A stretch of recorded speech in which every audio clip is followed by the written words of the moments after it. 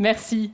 Bonsoir à toutes et à tous. Je suis vraiment très heureuse d'être avec vous ce soir. Et je vous propose de partager avec vous trois histoires de confiance. L'une d'entre elles m'est arrivée et les deux autres sont des histoires de postiers.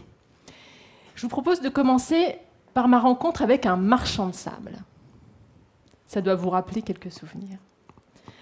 Un marchand de sable parce que j'avais besoin de sable pour refaire la terrasse extérieure de ma maison à Lyon. J'habite sur Paris. On est lundi, on est au mois de mars. Mon maçon arrive mercredi. Alors, j'essaye de commander mon sable en ligne chez mon marchand de sable, qui n'est autre que Leroy Merlin. Et très vite, je me rends compte que je n'arrive pas à commander ce sable en ligne. Alors, j'appelle le service client. Au bout de quelques sonneries, Isabelle me répond. J'expose ma difficulté à Isabelle, qui me dit très vite « Écoutez, madame, c'est normal que vous ne puissiez pas commander en ligne, puisque nous ne proposons pas ce service. Il faut que vous passiez acheter votre sable directement au rayon matériaux en magasin. » Là, j'entrevois la série de problèmes qui va se poser à moi, le premier d'entre eux étant de décaler le rendez-vous avec le maçon, que j'ai mis des semaines à imaginer. Je pense que tous ceux qui ont fait appel à un artisan dans cette salle voient très bien de quoi je veux parler. Et je me vois également commencer à vociférer sur Isabelle en lui disant « Mais comment ça se fait que Leroy Merlin ne propose pas ça ?» Elle va me répondre « Moi, j'y peux rien, ça n'a rien, c'est pas moi, pourquoi vous en prenez à moi ?» Je lui dirai « Ça n'a rien de personnel. » Et là aussi, vous devez tous revivre un moment, je pense, que vous avez déjà vécu. Et en fait, pas du tout. Isabelle n'essaie pas de m'endormir avec son sable. Et elle me dit « Écoutez, madame, vous avez raison. C'est pas normal qu'on ne vous propose pas ce service. Alors écoutez, je vais faire quelque chose. Je vais prendre sur moi. Cette commande, je vais la faire pour vous.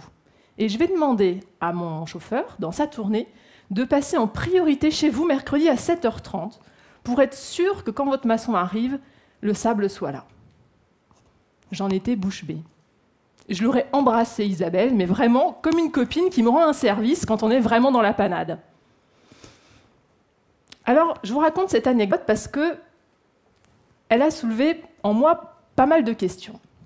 D'abord, je me suis dit, c'est arrivé, ça a été un peu exceptionnel cette histoire, est-ce que c'est arrivé parce que j'ai eu de la chance de tomber sur Isabelle? Si ça avait été Richard ou Alexandra, ils m'auraient peut-être pas du tout rendu ce service-là. Ou est-ce que c'est arrivé parce que c'est Leroy Merlin qui veut ça? Si j'ai eu de la chance, Leroy Merlin est sacrément embêté, parce que qu'est-ce qu'on fait de ces employés qui répondent aux clients, qui le satisfont et en même temps qui sont complètement hors process? À l'inverse, encore une fois, peut-être que ce n'est pas un hasard. Alors, j'ai voulu en avoir le cœur net et je suis allée taper sur Google « Leroy Merlin, relation client » et sur quoi je tombe? Très très vite, une des premières pages que je consulte, je vois que chez Leroy Merlin, on a associé les salariés à la stratégie de l'entreprise et qu'eux, ils ont décidé, les employés, de placer l'intérêt de leurs clients avant tout et de le considérer comme un ami. Chaque client doit être un ami. Alors j'ai trouvé ça assez rigolo, parce que c'est exactement ce que j'ai ressenti dans mon expérience avec Isabelle. Ça pose une autre question, cette histoire. Parce que finalement, j'ai retrouvé dans mon expérience avec Isabelle ce que je peux vivre avec mon boulanger ou mon boucher du quartier. Sauf que Leroy Merlin, c'est quand même un gros mammouth de la distribution. Donc ça pose cette question pour nous, les entreprises. Comment est-ce qu'on peut réussir à faire du sur-mesure de masse? Comment être sûr qu'à chaque fois, on va tomber sur une Isabelle? Et puis, mon boucher ou mon boulanger de quartier, il va me rendre ce service parce que ça fait 10 ans que je viens lui acheter mon morceau de viande ou ma baguette de pain. Si un jour j'ai pas de monnaie, il va me dire écoute, c'est pas grave, demain tu me donneras ça, on s'arrange. Leroy Merlin, c'était la première fois que je commandais chez eux. Ils ne me connaissaient pas. Et pourtant, je me suis sentie reconnue, je me suis sentie comprise et valorisée. Donc je me suis dit, voilà, on parle beaucoup de connaissance client, mais avant de connaître le client, est-ce qu'il ne faut pas le reconnaître? La conclusion de cette première histoire, c'est de dire, finalement, comment est-ce qu'Isabelle, elle a réussi à fabriquer de la confiance avec moi? Comment est-ce qu'on arrive à fabriquer de la confiance entre la marque et son client? Peut-être qu'une partie de la réponse, c'est de dire qu'il faut réussir à trouver l'équilibre juste entre le respect des process et l'initiative personnelle de chaque acteur de cette relation client dans l'entreprise. Cet équilibre entre process et initiative personnelle, c'est quelque chose qu'on connaît très bien à la Poste, notamment à travers nos facteurs, et j'en viens à ma deuxième histoire de confiance. Cette histoire de confiance, c'est l'histoire d'une factrice. Elle s'appelle Chantal, elle habite dans le Puy-de-Dôme, et tous les matins, au cours de sa tournée, eh bien, elle passe voir Marie-Claude.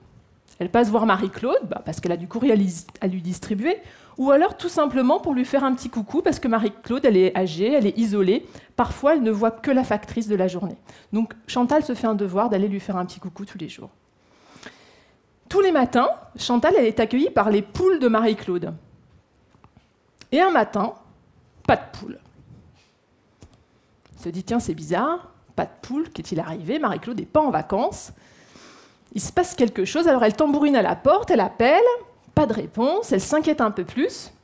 Elle finit par appeler les secours arrivent, défoncent la porte, retrouvent Marie-Claude étendue dans sa cuisine. Elle a entendu les appels de Chantal, elle a entendu taper à la porte, elle ne pouvait pas bouger ni répondre. Ce jour-là, Chantal a sauvé Marie-Claude. Des histoires comme ça, à la Poste, il s'en passe très régulièrement. Ce n'est pas si exceptionnel que ça. Les facteurs sauvent des vies assez régulièrement. Pourquoi est-ce qu'ils arrivent à faire ça? Pourquoi Chantal et Marie-Claude? Pourquoi cette histoire? Parce qu'elles se font confiance. Parce qu'on a confiance dans le facteur. C'est ce qui leur permet d'avoir ce type de comportement finalement assez extraordinaire. Elle vient d'où la confiance dans le facteur? On s'est interrogé de plusieurs choses déjà.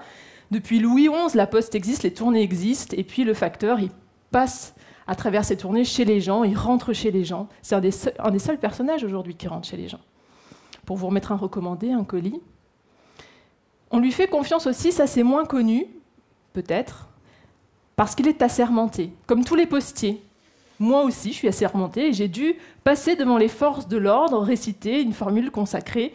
Je fais le serment d'accomplir mes missions avec probité et honnêteté. Je m'engage à respecter scrupuleusement le secret des correspondances, etc. Si on enfreint ces règles, on risque des poursuites pénales lourdes et de très lourdes amendes également. Donc on fait aussi confiance aux facteurs pour ça.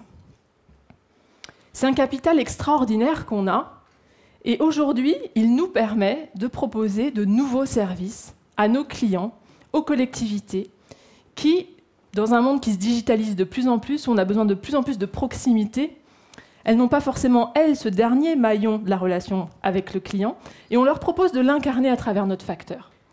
Alors comment ça se traduit? Par plein de nouveaux services qu'on est en train d'inventer. De la veille aux personnes âgées, du portage de médicaments, de la remise commentée d'un courrier ou d'un catalogue, où le facteur va délivrer un message oral en appui de la remise en main propre. Ces services, on est en train de les inventer, on peut les décliner dans l'absolu, on pourrait se dire à l'infini, tout est imaginable. En fait, pas complètement. Pas complètement parce qu'il y a une limite extrêmement importante, c'est qu'il ne faut pas qu'on brise la confiance que les gens ont dans le facteur aujourd'hui, qui est ancestrale, qui est une énergie renouvelable, mais qui peut être fragile. Si on fait de nos facteurs des VRP, si on les dote de mallettes avec plein de produits à vendre pour toquer chez les gens et leur vendre leur camelote, ça ne marchera pas. D'abord, ils ne voudront pas, et ils auront raison. Et puis, si jamais on arrive à faire ça, on briserait complètement tout le capital qu'on a depuis tant d'années. Donc notre challenge, nous, aujourd'hui, il est là, c'est de se dire comment est-ce qu'on arrive à développer de nouveaux services, pour nous développer, pour aider nos clients à se développer, tout en préservant, en chouchoutant ce capital confiance qui est extrêmement important. Le sur-mesure de masse dont je vous parlais tout à l'heure dans l'histoire avec Isabelle, nous, on a la chance de ne pas avoir à le fabriquer, parce que c'est dans notre ADN depuis toujours. Mais encore une fois, c'est véritablement la pépite qu'il ne faut pas aller briser et corrompre. Alors, quelle réponse on peut donner à ça? Je pense qu'une partie de la réponse, c'est certainement de faire en sorte que le service qu'on rend aux entreprises et collectivités qui sont nos clients rencontrent le service du destinataire, qu'on rend au destinataire. Si on fait du portage de médicaments, on évite à Marie-Claude d'avoir à se déplacer pour aller les chercher. Là, tout le monde est gagnant. C'est la logique dans laquelle on est aujourd'hui. Alors vous allez me dire ici, on est parisien, alors elle est gentille avec son histoire de facteur, mais moi, mon facteur, je ne le vois pas forcément beaucoup. Et vous avez raison, pour certains d'entre vous, vous ne le voyez pas beaucoup, mais c'est certain que vous avez un lien avec la Poste, au moins à travers le bureau de poste. Et j'en viens à ma troisième histoire de confiance. Ma troisième histoire de confiance, c'est la prise d'une Bastille. celle que vous allez voir apparaître derrière moi, l'hygiaphone. Vous vous souvenez, l'hygiaphone? Vous vous souvenez le samedi matin quand vous vous réveillez en vous disant « Ah, j'ai un recommandé à poster, le bureau de poste, le guichet, la file d'attente, l'hygiaphone dans lequel il va falloir que je parle 3 fois pour me faire comprendre. Je ne vous refais pas le sketch de Daddy Boone. Les gens derrière le guichet, on ne sait pas trop ce qu'ils font, mais en tout cas, ils ont décidé de ne pas me servir aujourd'hui. Vous vous rappelez tout ça, hein? Et puis, l'hygiaphone, alors cette image est forte, j'ai tenu à la partager avec vous parce que un hygiaphone, ça sert à se protéger de l'autre, ça ne crée pas du lien et de la confiance. Donc on s'est dit, voilà, comment est-ce qu'on peut avoir la peau de l'hygiaphone et du guichet? Ben, ça ne se décrète pas. Ça ne se décrète pas, ça s'observe et ça s'écoute. C'est ce qu'on a commencé par faire, par écouter nos agents. Et parce que le plus difficile, ce n'était pas, encore une fois, d'abattre le guichet, c'était de faire en sorte que eux, nos agents, nos guichetiers, passent de derrière le guichet à un accueil client modernisé. Alors ils nous ont dit, nos agents, nous on trouve ça super, et d'ailleurs on ne demande que ça, hein, d'accueillir le client différemment. Mais il faudrait commencer par nous enlever tous les appels téléphoniques qu'on a toute la journée, le SAV qu'on a à traiter, et qui occupaient en fait les gens dont on ne savait pas toujours ce qu'ils faisaient derrière le guichet. En fait, ces gens avaient en charge le SAV. Alors on a créé un service consommateur. 3631 aujourd'hui, si vous avez un souci de SAV. Ils nous ont dit, super pour accueillir le client, mais ce qui nous prend aussi du temps, c'est les remises de chèques, les retraits de liquide. On a créé des automates pour les remises de chèques. Il y a des distributeurs de billets aujourd'hui dans les bureaux de poste. Donc ça a permis d'améliorer les conditions d'accueil et l'attente, mais on s'est rendu compte que ce n'était pas encore complètement ça. Et en grattant, on s'est rendu compte que ce qui prenait le plus de temps, c'était d'attendre le client derrière le guichet. Donc on a créé un poste de directeur responsable client dans le bureau de poste, qu'on a positionné non pas derrière le guichet ni à côté, mais devant, dans l'espace public, dans la salle du public, qui était alors considérée non pas comme un espace postal, mais comme une extension du trottoir. Donc on a mis notre responsable guichet, enfin notre responsable clientèle dans cet espace. On a créé des espaces boutiques, des self-service, des caisses perpendiculaires à ces espaces pour faire en sorte que nos agents soient en conseil à côté du client et pas en face du client. Et puis, on a créé des process. 10 étapes clés. On a dit, voilà ce que doit être un parcours du client au bureau de poste. C'est 10 jalons. Mais ce qu'on a fait aussi, c'est qu'on a dit à nos guichetiers, à nos agents au bureau de poste, on leur a dit, vous avez ces 10 jalons maintenant, c'est à vous de nous dire localement comment est-ce qu'on va les faire vivre pour que l'accueil de chaque client soit une réussite. On leur a laissé les clés du camion une fois les grands principes des process établis.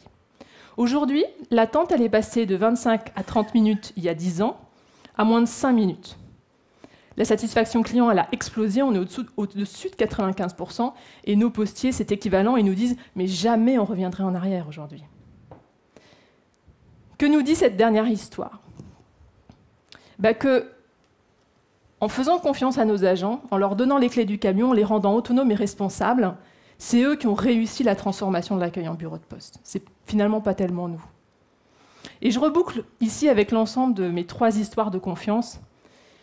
Je pense, sincèrement, je suis convaincue que si on fait confiance à nos agents, alors ils inspireront confiance à leurs clients. Ils se sentiront valorisés, responsabilisés, et c'est eux qui sauront précisément quelle est l'action à mettre en œuvre pour les satisfaire, parfois même si c'est un petit peu hors process. C'est eux qui sauront doser ça. Nous, on ne saura jamais l'industrialiser. Et j'aimerais finir par un petit clin d'œil à Leroy Merlin, avec qui j'ai commencé. Je vous disais, voilà, à un moment, je suis allée chercher des infos sur Google, sur leur façon d'instruire cette relation avec le client. Les employés, ils disaient, voilà, il faut que notre client soit notre ami. Et puis, ils ont dit aussi cette phrase que j'ai retenue, et j'aimerais finir là-dessus. Ils nous ont dit, voilà, occupez-vous de nous, et alors, pour nos clients, nous ferons des miracles. Merci.